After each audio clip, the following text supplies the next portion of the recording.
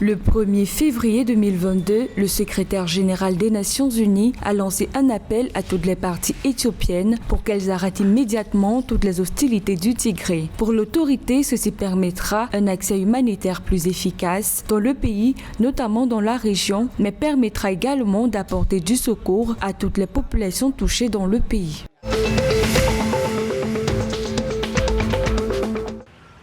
Le 31 janvier 2022, le Conseil de paix et de sécurité de la Commission de l'Union africaine a exprimé sa profonde préoccupation face à la tendance croissante des coups d'État militaires à travers le continent africain. Le Conseil a par ailleurs réitéré le communiqué adopté en septembre 2021 qui appelait à une analyse complète et objective des causes profondes de l'impact des changements anticonstitutionnels de gouvernement sur le continent. Selon le Conseil, la résurgence des coups d'État militaires sable la paix et la stabilité des pays d'Afrique.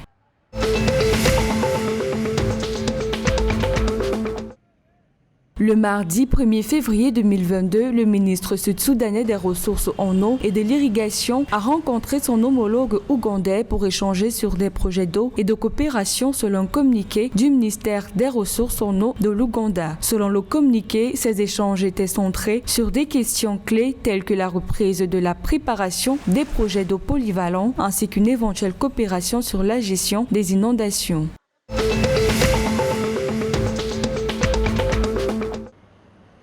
La Tanzanie et l'Égypte ont convenu de stimuler les investissements dans l'agriculture, les transports, l'énergie, les infrastructures, l'eau et les transports. Cette concertation s'est faite à la suite d'une rencontre tenue le 31 janvier 2022 entre le ministre de l'Investissement, du Commerce et de l'Industrie tanzanien et l'ambassadeur égyptien en Tanzanie. Ainsi, cela va permettre aux deux pays, selon des observateurs, de partager leurs connaissances en termes d'énergie, d'infrastructure et de transport.